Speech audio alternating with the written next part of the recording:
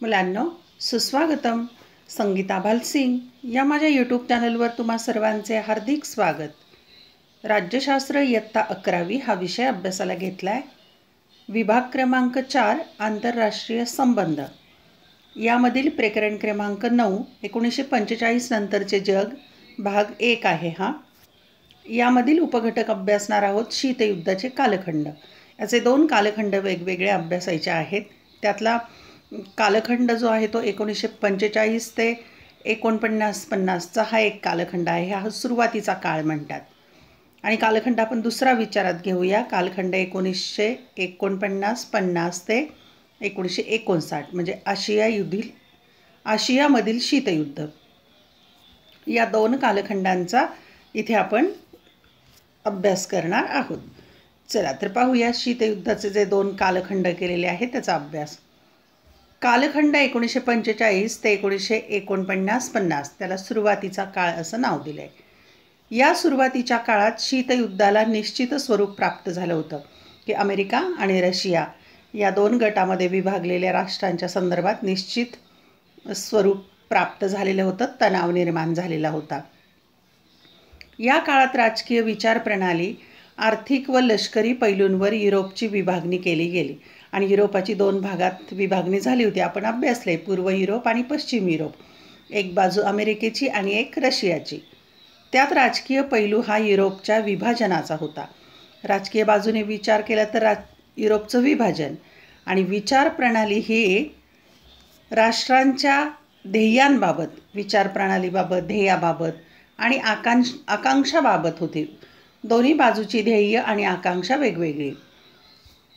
आर्थिक विभाजन अर्थव्यवस्थेबाबत होते आणि आर्थिक विभाजनाचा विचार केला तर अमेरिका भांडवलशाही आणि रशिया साम्यवादी अर्थव्यवस्था.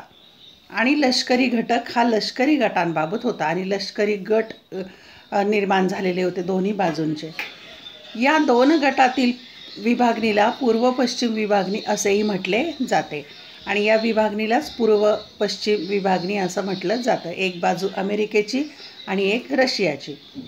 सोव्हिएत रशिया आणि युरोपचा उल्लेख पूर्व. सोव्हिएत रशिया आणि पूर्व युरोप म्हणजे पूर्व. तर अमेरिका आणि पश्चिम युरोपियन राष्ट्रांचा उल्लेख पश्चिम म्हणून केला जातो. अमेरिका आणि पश्चिम युरोपीय राष्ट्रांना पश्चिम म्हणून म्हटलं जातं. हे 2 भाग लक्षात ठेवा. पूर्व आणि पश्चिम अशी विभागणी झाली जगातील सर्व देशांची.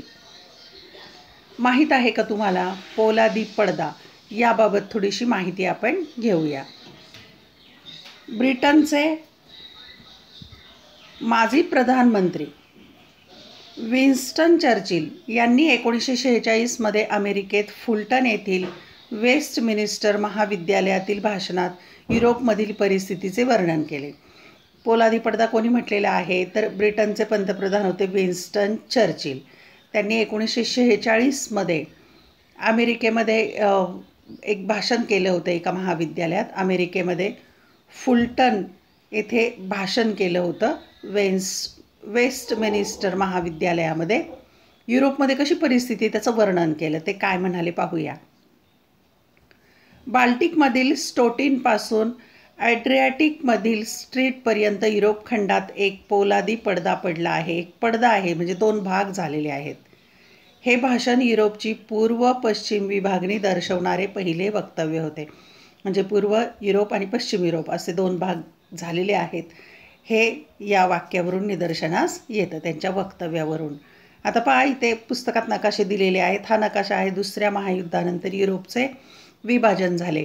युरोपची विभागणी लाल गटामध्ये दाखवलेला पूर्व युरोप आणि निळ्या रंगामध्ये दाखवलेला पश्चिम युरोप आहे युरोपची विभागणी. आता पहा, या नकाशावर काही प्रश्न विचारले जातात. आता या स्लाईडवर तर तुम्हाला नकाशा लहान दिसतोय, स्पष्ट दिसत नाही आहे, पण तुम्ही पुस्तकामध्ये हा नकाशा पाहू शकता आणि त्याचा अभ्यास करू शकता. हा आणखी एक नकाशा दिलेला आहे. लष्करी गट तयार झाले. नाटो करार, वॉर्सा करार, पूर्व युरोपचा आणि पश्चिम. आता हे पिवळ्या रंगामध्ये जे दाखवलेले आहेत ते हे आहेत पिवळ्या रंगातले सगळे वॉर्सा करारामध्ये समाविष्ट असलेली राष्ट्र म्हणजे रशियाच्या बाजूची. आणि नाटो राष्ट्रे गुलाबी रंगात दाखवलेली आहेत. पहा ही कोणकोणती आहेत ती नकाशात पुस्तकात पहा. ही आणि हिरव्या रंगामध्ये इतर राष्ट्र दाखवलेली आहेत की जी दोन्ही गटामध्ये समाविष्ट नाही आहेत, अशी राष्ट्र इथे दाखवली आहेत हिरव्या गटामध्ये. हे या नकाशावर काही प्रश्न विचारले जाऊ शकतात. या नकाशाचा अभ्यास पुस्तकात पाहून करा. इथे स्लाईड लहान दिसत आहे. तुम्हाला उपक्रम दिला आहे आता.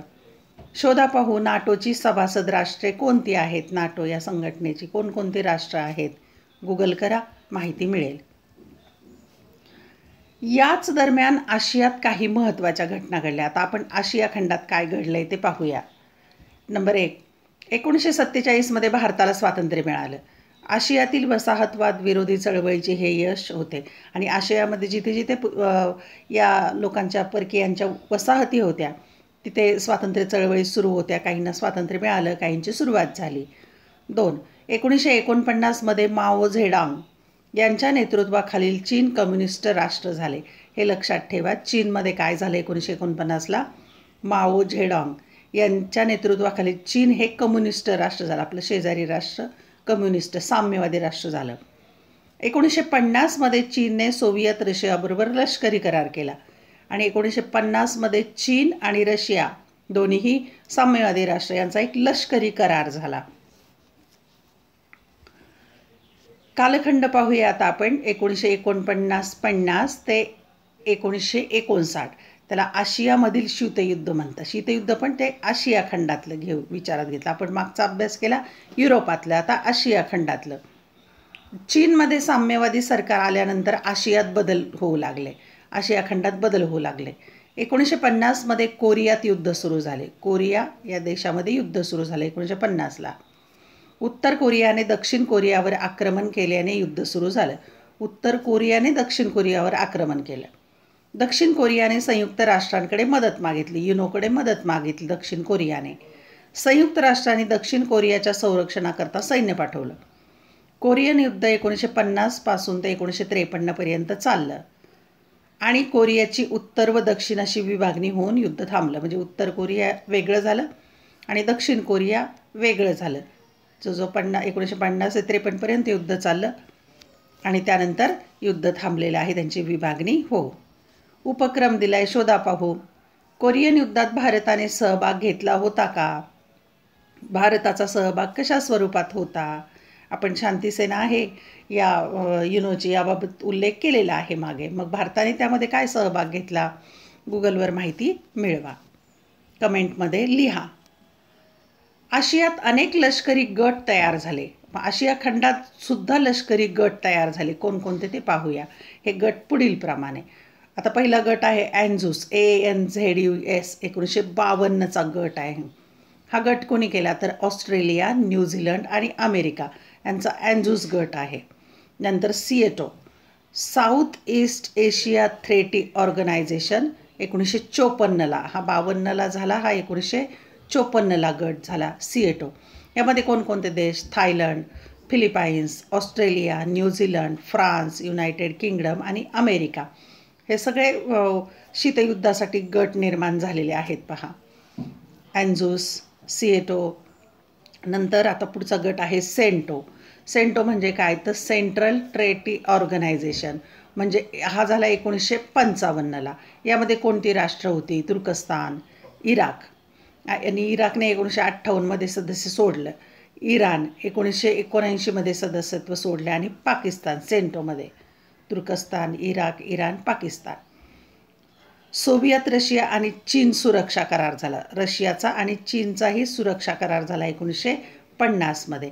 असे वेगवेगळी हे सुद्धा लष्करी गट तयार झाले. हेच शीतयुद्धाचा प्रकार. पुढे युरोपमध्ये वॉर्सा करार झालेला होता. आपण याचा उल्लेख मागेही केला. 1955ला वॉर्सा गट निर्माण झाला. हा युरोपामध्ये वॉर्सा गट निर्माण झाला. आता वॉर्सा गटामध्ये कोण कोण होते? त्यात अल्बानिया होतं सुरुवातीला, पण 1968ला त्याने सदस्यत्व सोडलं.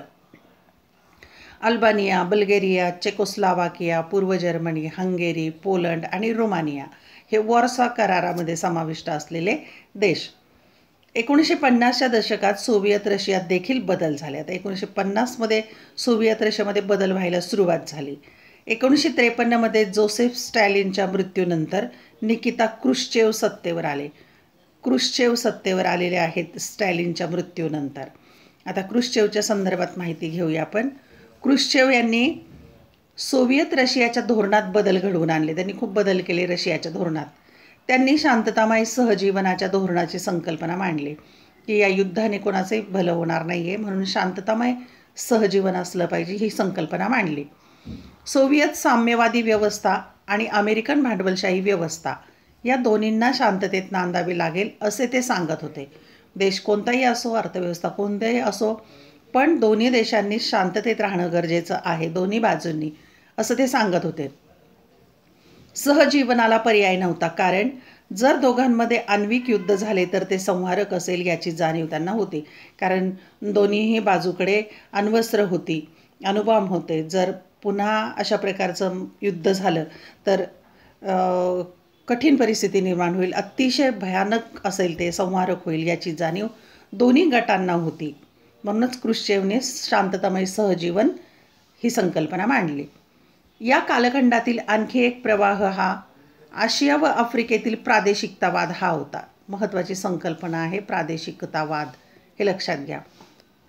तो कुठे सुरू झाला तर आशिया आणि आफ्रिका या दोन्ही खंडामध्ये प्रादेशिकतावाद हा एक नवीन विचार प्रणाली. 1947 भारताने पहिली आशियाई परिषद घेतली. स्वातंत्र्यानंतर भारताने घेतलेली परिषद, जागतिक पातळीवर पहिली आशियाई परिषद म्हणतात तिला. आशियातील स्वातंत्र्य लढ्याचे नेते या परिषदेत सहभागी झाले होते. जे जे आशियामधले देश स्वतंत्र झाले होते तिथले नेते इथे होते या परिषदेत. आशियातील 25 राष्ट्रांच्या प्रतिनिधींनी त्यात भाग घेतला आणि 25 राष्ट्र सहभागी झालेले होते पहिल्या आशियाई परिषदेत. आशिया खंडातले हे स्वतंत्र झालेले देश. या परिषदेची पुढील उद्दिष्टे होती. आता उद्दिष्टे काय होती आपण क्रमाने पाहूया. 1. आशियातील सामान्य जनतेच्या समान प्रश्नांचा अभ्यास करण्यासाठी हे नेते एका व्यासपीठावर आले होते. म्हणजे जनतेच्याच प्रश्नांचा अभ्यास, की सगळ्या त्या 25 राष्ट्र एकत्र आले, तिथे जनतेचे कोणकोणते प्रश्न आहेत, ते समान आहेत याचा चर्चा, विचार करण्यासाठी. 2. आशियाई देशातील सामाजिक, आर्थिक, सांस्कृतिक समस्यावर लक्ष वेधण्याची गरज होती. आणि या देशामध्ये सामाजिक समस्या, आर्थिक समस्या, सांस्कृतिक समस्या आहेत, त्यावर काम करण्याची गरज होती. 3.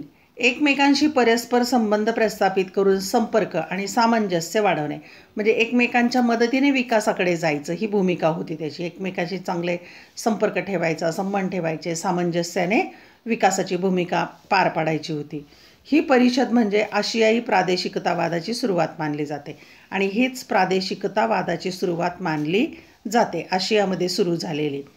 आता सगळ्यात महत्त्वाची संकल्पना समजून घ्यायची आहे. माहीत आहे का तुम्हाला प्रादेशिकतावाद म्हणजे काय? हा प्रश्न महत्त्वाचा आहे, परीक्षेला येतो.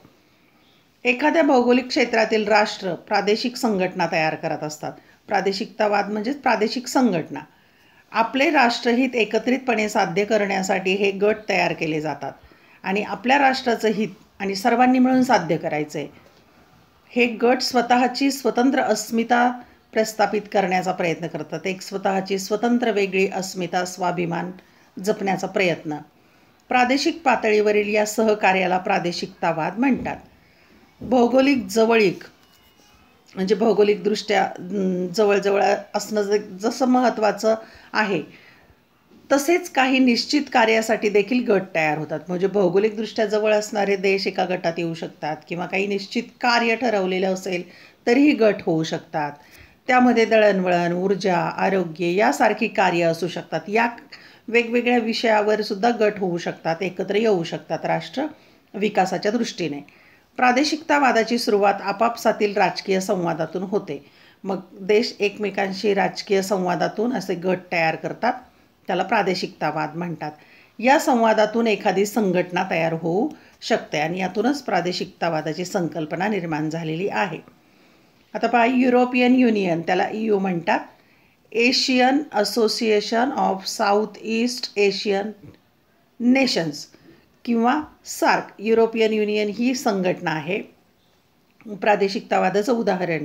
दुसरं आहे SAARC, South Asian Association for Regional Cooperation, त्याला सार्क ही पहिली आद्याक्षरं घेतलेली आहेत पहा. EU म्हणजे युरोपियन युनियन, सार्क हे देशांची नावं आहेत, सार्कमध्ये अध्यक्षरं घेतलेली आहेत. ही काही उदाहरणे आहेत. प्रादेशिकतावाद असणाऱ्या या संघटनेची ही 2 नावं लक्षात ठेवा, EU आणि सार्क.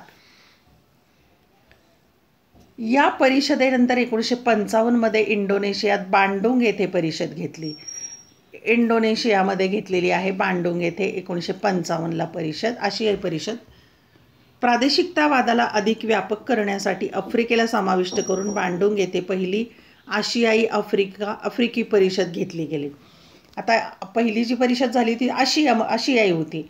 आता इथे आफ्रिकेला पण समाविष्ट करून घेतलं आहे, आफ्रिका खंडाला, आणि आफ्रिकी परिषद झालेली आहे बांडुंग येथे 1955मध्ये. बर्मा, आताचं नाव त्याचं म्यानमार आहे. सिलोन, आताचं नाव आहे श्रीलंका. भारत, इंडोनेशिया, पाकिस्तान यांनी पुरस्कृत केलेल्या या परिषदेत यांच्या व्यतिरिक्त इतर 24 राष्ट्र सहभागी होते. 24 राष्ट्र या परिषदेत सहभागी होते. आशियाई आफ्रिकी परिषदेत बांडुंग येथे झालेली त्यातले देश होते Burma, Ceylon, Bharat, Indonesia, Pakistan आणि इतरही 24 राष्ट्र सहभागी होती. आता पहा या चित्रामध्ये आशियाई परिषदेचे ठिकाण दिल्लीला आशियाई परिषद झालेले हे ठिकाण आहे. भारताने त्याचं नियोजन केलेलं. पुढचं चित्र आहे आशियाई परिषदेत पंडित जवाहरलाल नेहरू, महात्मा गांधी आणि खान अब्दुल गफार खान.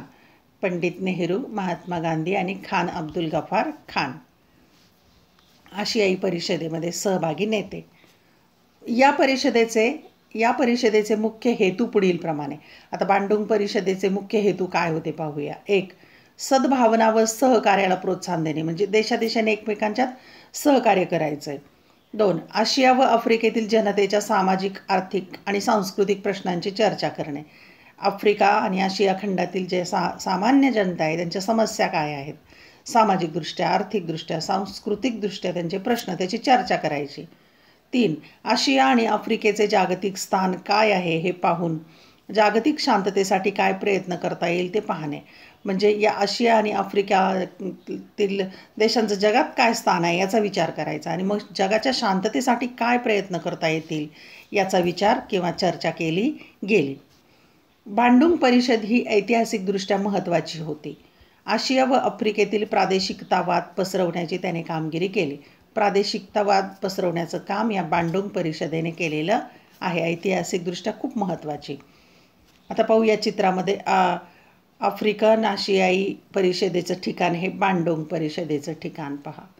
बांडुंग इथे परिषद झाली होती ही. प्रादेशिकतावादाने पश्चिम युरोपमध्ये वेगळे स्वरूप घेतले. प्रादेशिकतावादामुळे पश्चिम युरोपमध्ये बदल झाला.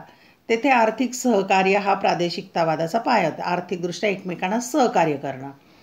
1951मध्ये युरोपीय कोळसा व पोलाद समूहाच्या निर्मितीपासून त्याची सुरुवात होते. 1951ला एक समूह निर्माण झाला, युरोपीय कोळसा व पोलादाचा समूह, म्हणजे याच्या व्यापाराच्या संदर्भामध्ये, निर्मितीच्या संदर्भामध्ये. तिथून प्रादेशिकतावादाची सुरुवात झाली. युरोपीय राष्ट्रांना आर्थिक व राजकीय व्यवस्था आणि शांतता प्रस्थापित करण्यासाठी युरोपियन युनियनची निर्मिती झाली. युरोपियन युनियनची निर्मिती का झाली तर युरोपीय राष्ट्रांना आर्थिक आणि राजकीय व्यवस्था आणि शांतता प्रस्थापित करायची होती. युरोपियन संसद आणि युरोपियन कम्युनिस्टची निर्मिती करून प्रादेशिक एकात्मतेच्या दिशेने युरोपियन राष्ट्रांनी पावले उचलली. युरोपातील राष्ट्रांनी मग शांततेसाठी, सुरक्षिततेसाठी, एकात्मतेसाठी पावलं उचललेली आहेत, सुरुवात केली त्यांनी. पाहूया आता. माहीत आहे का तुम्हाला, आंतरराष्ट्रीय संबंधामध्ये जेव्हा राज्याचे प्रमुख अथवा शासनाचे प्रमुख त्यांच्या देशातील समस्यांवर चर्चा करण्यासाठी भेटतात तेव्हा अशा भेटीसाठी शिखर परिषद हा शब्दप्रयोग वापरला जातो. हा नवीन एक शब्द पहा, शिखर परिषद. शिखर परिषद म्हणजे काय तर 2 देशांचे सरकारचे प्रमुख आपापल्या देशातील समस्यावर चर्चा करण्यासाठी भेटतात, त्याला शिखर परिषद असं म्हणतात. म्हणजे 2 देशामध्ये ती वेगवेगळ्या समस्यांवर चर्चा होते, त्याला शिखर परिषद म्हणतात. अमेरिकन राष्ट्राध्यक्ष आयसेनहॉवर आणि सोव्हिएत रशियाचे प्रधानमंत्री निकिता क्रुश्चेव यांनी 1959मध्ये कॅम्प डेव्हिड येथे भेट झाली. अमेरिका व सोव्हिएत रशिया यामधील हा संवादाचा पहिलाच प्रामाणिक प्रयत्न होता.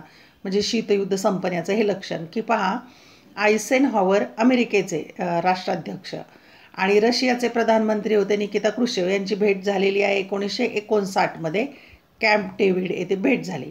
मग दोन्ही देशांच्यामध्ये संवाद सुरू झालेला आहे, म्हणूनच शीतयुद्धाच्या इतिहासात ही भेट महत्त्वाची होती.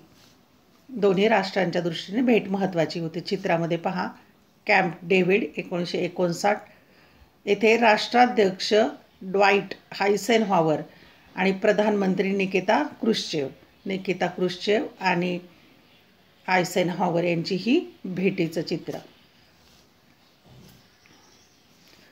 1959 नंतर काय बदल झाले हे आपण आता पुढच्या प्रकरणात पाहू. धन्यवाद. व्हिडिओ लेक्चर आवडल्यास चॅनल सबस्क्राईब करून बेल आयकॉन प्रेस करायला विसरू नका. तसेच 11वी आणि 12वी दोन्ही वर्गांचे व्हिडिओ लेक्चर पाहायचे असतील तर या चॅनलच्या प्लेलिस्टवर जा. आपापल्या विषयांचे व्हिडिओ लेक्चर पहा. आवडल्यास लाईक, कमेंट, शेअर करायला विसरू नका. अभ्यासासाठी शुभेच्छा.